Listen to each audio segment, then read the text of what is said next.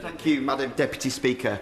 Every MP in this place thinks they've got the best constituency in the United Kingdom. Yes, but I'm right. But I'm afraid only one of us could possibly be correct, with perhaps an exception for Romsey and Southampton North. It must be the beautiful towns and villages of the Windsor constituency.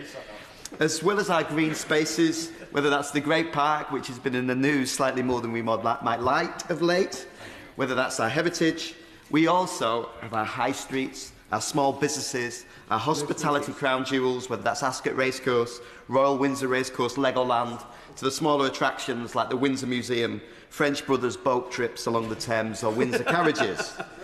Because of its exceptional features, the Windsor constituency, we also have some of the greatest high streets anywhere in the country. Our hospitality businesses turn over £600 million every year, one of the highest outside of London, and it's an industry that employs over 10,000 people locally. A huge part of this is tourism.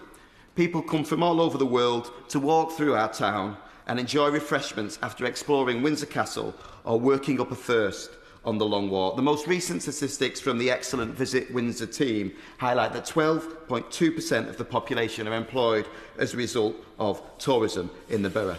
It's no surprise that 1 in 10 people in Windsor rely on this industry to make a living. There's a whole ecosystem, Madam Deputy Speaker, of retail, hospitality, hotels that make up the economic background of my town. All of this stimulates these brilliant high streets and venues that make up our towns and villages, and they're the subject of today's debate, and all of them, I'm afraid to say, are feeling the pinch under this Labour government. But, Madam Deputy Speaker, my constituency goes well beyond its namesake town. As was evidenced in my most recent Best Pub competition, we had over 32 different pubs put forward across the constituency, and hundreds of my constituents voted.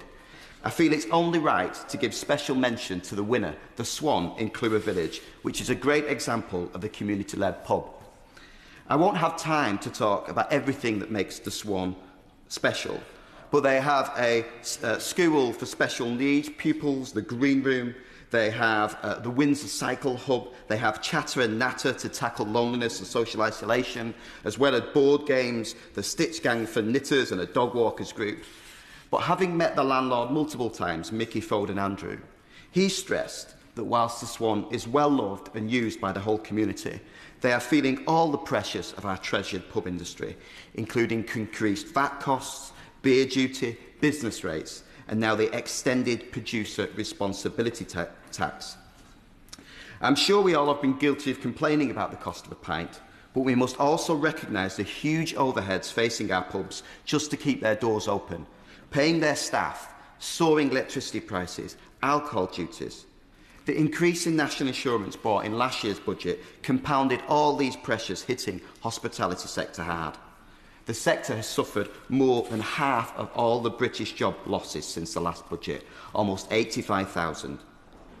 In my view, pubs like the Swan provide a public service, bringing people together, letting neighbours check in on one another, hosting events and a place to hash out ideas or discuss the politics of the day.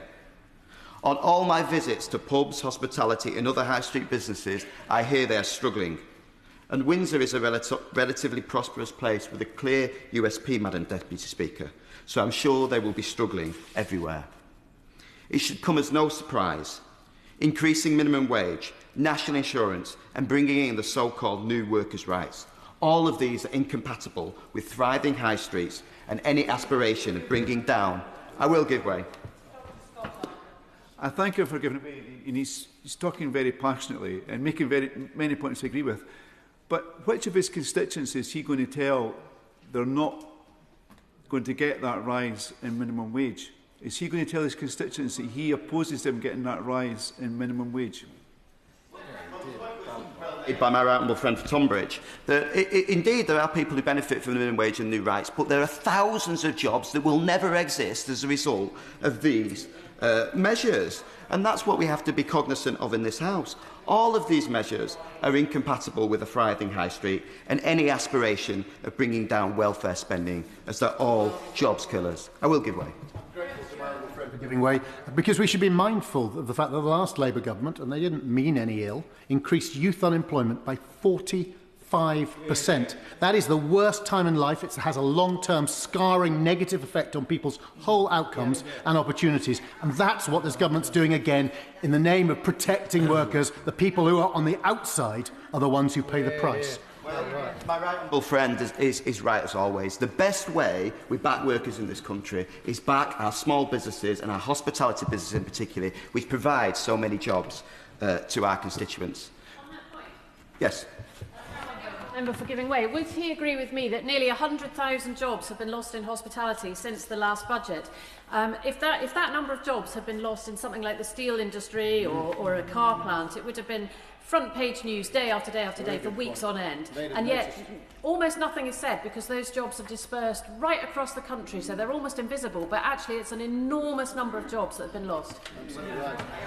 With that, and I think it goes beyond just that, because a lot of these hospitality jobs are the first jobs that people do. Yeah. And we talk about youth unemployment in this country. If we don't get people into the pattern of earning a living and those softer skills of serving customers, getting up on time, you know, as we all know is so important in young development. Not only do we have a problem in the instance now, but I think we have a problem into the future as well.